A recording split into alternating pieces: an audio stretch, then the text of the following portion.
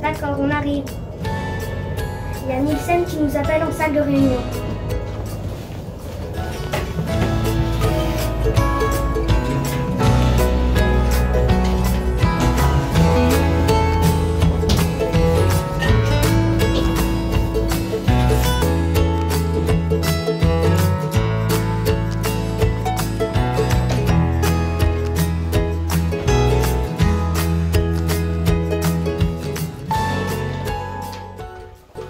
Amélia, le rendez-vous est bien confirmé? Oui.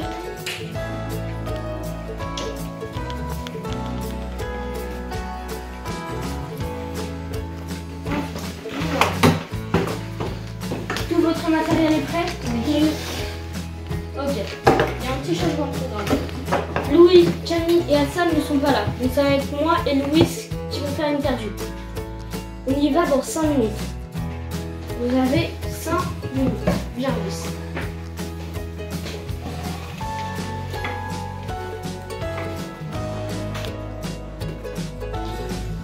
Ah, c'est génial les gars. C'est exactement le décor que je voulais. C'était dur, mais on a fini. Bien joué.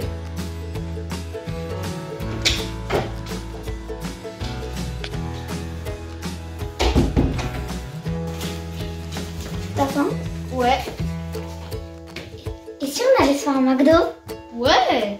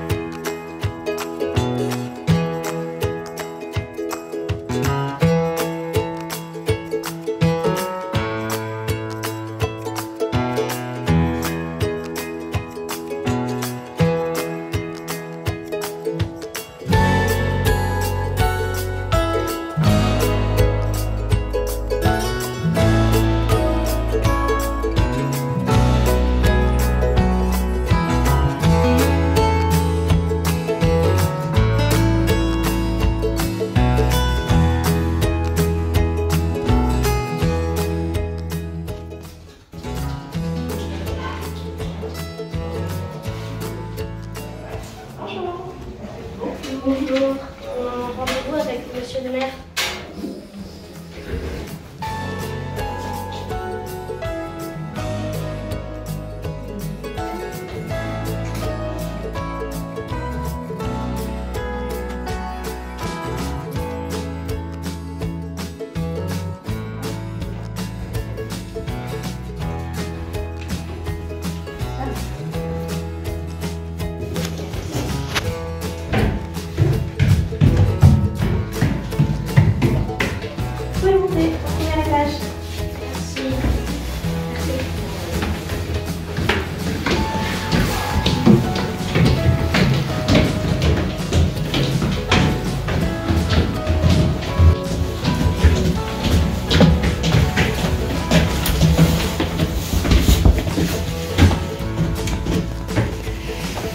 enfants. Entrez. Entrez, je vous en prie.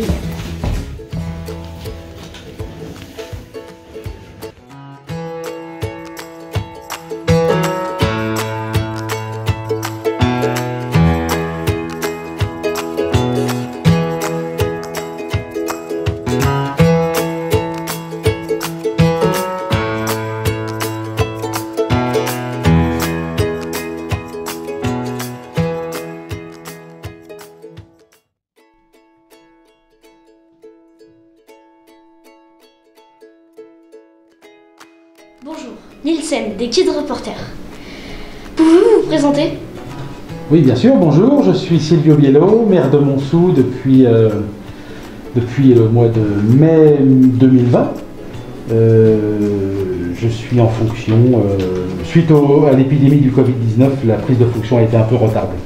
Donc les élections ont eu lieu en mars et la prise de fonction a eu lieu fin mai. Bonjour, Louis pour les Kids Reporters. Pourquoi le parc de jeux, le jeu est-il fermé et pourquoi avoir mis des animaux à la place?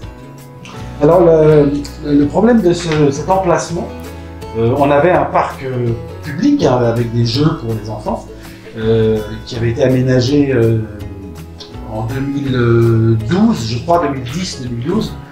Et en fait, on s'est rendu compte qu'à cet endroit, dans le sous-sol, il y a des anciennes carrières de gypse. C'est-à-dire que dans l'ancien temps, on extrayait le gypse, et le gypse servait à faire du plâtre pour les constructions, pour les maisons. Et il y a beaucoup d'endroits en Île-de-France comme ça où les sous-sols sont creux parce que nos anciens ont extrait une partie des sous-sols, et donc ça s'est fragilisé. C'est creux, et il y a un risque d'effondrement. Et donc par souci de sécurité, le préfet a demandé à ce que tous les secteurs où il y avait des zones avec des anciennes carrières dans les sous-sols, le préfet a demandé à ce que ce soit sécurisé. Et donc on ne pouvait pas maintenir ce parc ouvert.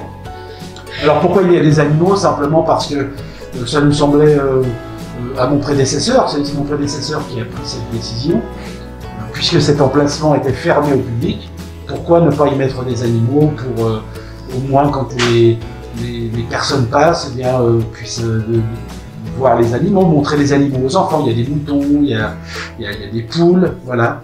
C'est juste par souci de rendre les choses un peu vivantes. Et est-ce qu'il y aura un nouvel endroit pour les jeux à l'avenir? Oui. Alors, effectivement, depuis la fermeture de ce parc, nous avons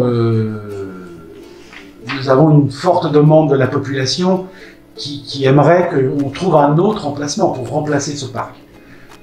Nous sommes en train d'étudier une faisabilité. Il y a plusieurs endroits qui sont comment dire, à l'étude pour essayer de voir quel serait le mieux, le plus adapté pour répondre aux besoins de la population. Comme Montsou est séparé d'une certaine manière en deux secteurs, on dit souvent le bas de Montsou et le haut de Montsou. Si on fait un parc complètement en bas, est-ce que les gens d'en haut iront, auront des facilités pour y aller? À l'inverse, si on fait un parc en haut de Montsou, est-ce que la population qui est vers le bas pourra se rendre facilement vers le haut? Ne serait-il pas plus judicieux de trouver un endroit intermédiaire? Donc ces problématiques-là, nous sommes en train d'y réfléchir. Il y a aussi la faisabilité en termes de terrain, quels sont les terrains qui appartiennent à la commune, ou bien va-t-il falloir acheter un terrain? Tous ces éléments-là sont à considérer avant de prendre une décision. En tout cas, nous travaillons dessus d'ores et déjà. Il y a des travaux sur des cols géophériques. En quoi consiste-t-il? Alors, pour être plus précis, il n'y a pas encore de travaux. Par contre, ce que vous avez bien sûr constaté, c'est que sur la cour, derrière l'école, sur la cour, il y a deux préfabriqués qui ont été installés. Enfin, plusieurs éléments, c'est pas deux, je crois, c'est plus, c'est 3 ou 4. Ce sont des éléments préfabriqués qui permettent de faire une classe supplémentaire. Pourquoi? Parce que le dortoir de la maternelle est trop petit. Il y a beaucoup d'enfants maintenant dans cette école et réglementairement, le dortoir est trop petit. Donc il a fallu prendre une classe pour faire le dortoir et par le fait, nous perdions une classe. Donc il a fallu compenser cette classe. C'est la raison pour laquelle nous avons ce préfabriqué sur la cour. Alors c'est un préfabriqué, c'est installé là de façon provisoire, et nous allons profiter de cette situation et de ce besoin d'agrandissement pour faire un agrandissement plus important, pour prendre un peu d'avance sur les besoins qu'on pourra rencontrer dans les années qui viennent. Donc nous allons faire, dans le projet d'agrandissement qui est prévu, qui est bien avancé même, la demande de permis de construire a été déposée déjà, au moment où je vous parle, et nous avons, donc dans le projet, nous avons 2 classes supplémentaires, un dortoir plus grand, un espace dédié à l'accueil de loisirs assez grand, parce que dans cette école, l'école Jules Ferry, il y avait un réel problème de place pour l'accueil de loisirs, donc nous allons remédier à ça en prévoyant un espace de près de 300 mètres carrés uniquement pour l'accueil de loisirs. Donc les 2 classes dont je vous parlais, nous allons aussi faire une connexion couverte entre la maternelle et le primaire, de manière à ce que les 2 blocs, les 2 bâtiments soient reliés de façon permanente et couverte et chauffée, pour que ces 2 bâtiments deviennent finalement une seule et même entité scolaire. On va aussi améliorer, rajouter des toilettes, agrandir la salle des maîtresses, agrandir la salle des ATSEM. Enfin, toute une restructuration qui permet de prendre un peu d'avance sur les enjeux d'avenir. Voilà. Que pensez-vous de notre démarche de faire des reportages sur la ville de Montsou? Je trouve que c'est une excellente démarche. C'est une excellente démarche pour vous. Ça vous permet de vous initier aux problématiques locales, aux problématiques de la commune. Ça permet à la population de faire votre connaissance, parce qu'à travers les images qui sont faites, on va vous voir, on va voir votre travail, on va voir de quelle manière vous évoluez. Ça permet de mettre en valeur le service de l'accueil de loisirs qui organise cette prestation. Ça permet aussi à la population de m'entendre par le fait, puisque vous m'interviewez. Et donc ça apporte quelque chose de positif en termes de communication. À plein d'égards, c'est une démarche tout à fait pertinente, intéressante et enrichissante pour vous. Et je salue votre personnel encadrant, toutes les personnes qui travaillent à l'accueil de loisirs, de mettre ça en place, de permettre tout cela, de rendre ça possible. Soutenez-vous notre projet? Oui, bien sûr, je soutiens complètement votre projet. Je le soutiens en permettant donc techniquement ce soit possible. Je le soutiens en apportant une contribution financière si c'est nécessaire dans le matériel qui va être utilisé. Je le soutiens en permettant les aménagements horaires du personnel encadrant.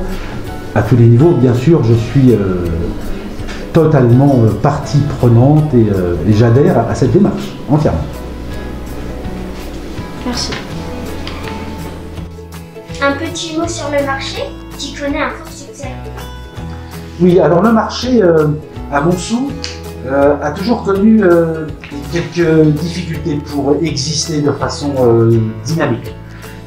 Une des raisons de l'analyse que nous en avions faite pendant la campagne des municipales, fin 2019, début 2020, peut-être même un peu avant aussi, l'analyse que nous en faisions était que ce marché avait lieu le vendredi. Et donc en semaine, c'est-à-dire que toutes les personnes qui travaillent ne pouvaient pas se rendre sur le marché.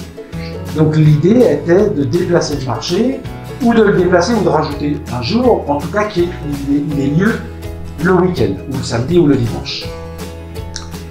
La difficulté était de trouver des commerçants disponibles, parce que bien souvent, le samedi et le dimanche sont des jours très porteurs sur les marchés, et les commerçants préfèrent aller dans des villes plus importantes pour participer au marché, faire leur commerce sur le marché, dans des villes plus importantes parce que justement il y a plus de clients, c'est plus intéressant pour eux. Donc c'était difficile sur Montsou de trouver des commerçants qui seraient susceptibles de venir le samedi ou le dimanche.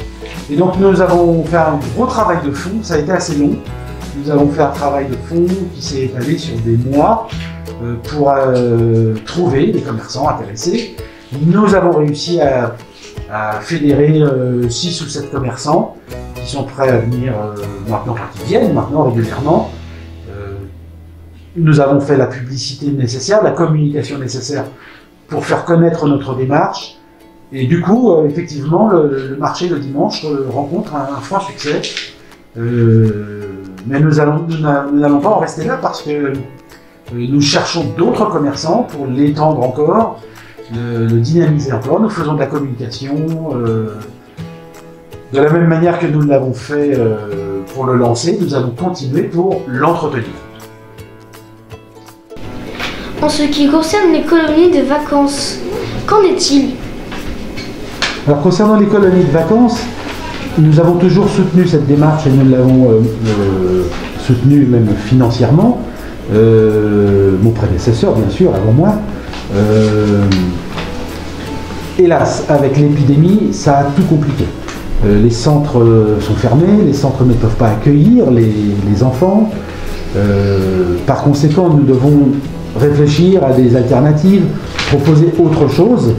Mais il n'est pas question de ne rien faire. Nous faisons tout notre possible, en collaboration bien sûr avec le centre de loisirs, notre centre de loisirs communal, pour trouver des alternatives à ces colonies de vacances. On a trouvé des solutions, par exemple en proposant des visites dans les parcs d'attractions, faire des activités qui s'étaleraient sur une seule journée, où il n'y aurait pas la problématique d'hébergement. Mais dans tous les cas, on cherche des solutions de remplacement. On espère que l'été prochain, nous allons pouvoir réutiliser les centres d'accueil de colonies de vacances, mais ça n'est pas du tout sûr, ça n'est pas certain du tout, et nous avons l'obligation de réfléchir à des solutions de remplacement si jamais les colonies de vacances n'étaient pas possibles cette année encore. Quels événements sont-ils prévus cette année et dans les années à venir?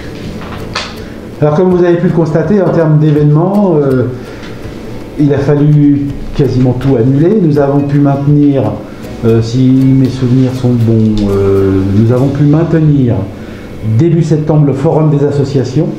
Ça a été compliqué avec un protocole sanitaire assez lourd.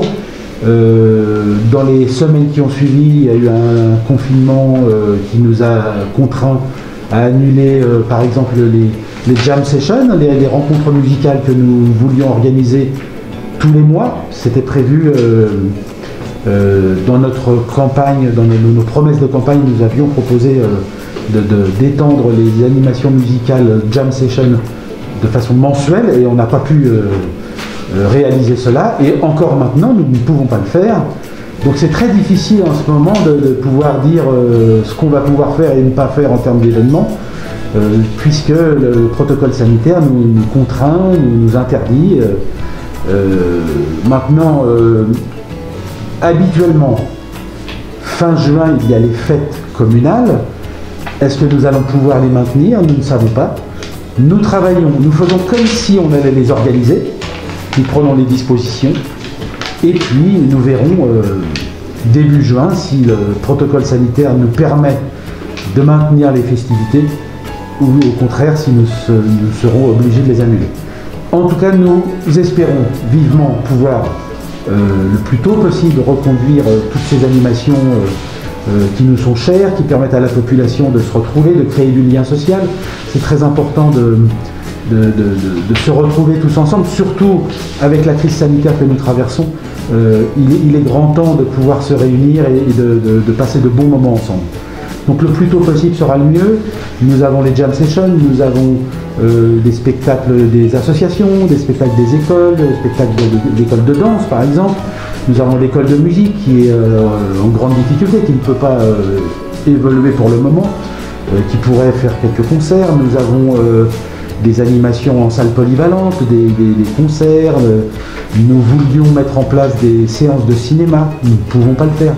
Donc toutes ces idées d'animation, d'événementiel, comme on dit, on les laisse dans les cartons et nous les ressortirons dès que ce sera possible. Merci d'avoir répondu à nos questions. C'était Louis et Nicelle pour les Kids Reporters. Bon, ben, je remercie les Kids Reporters pour votre démarche à tous. C'est une très bonne initiative et j'espère que vous allez avoir d'autres idées d'interviews et de petits reportages comme ça. C'est une excellente idée. Et je regarderai tout ça, je regarderai votre travail avec grand plaisir.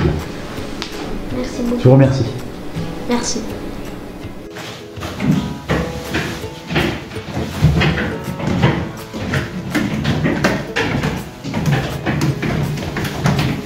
Au revoir. Au revoir.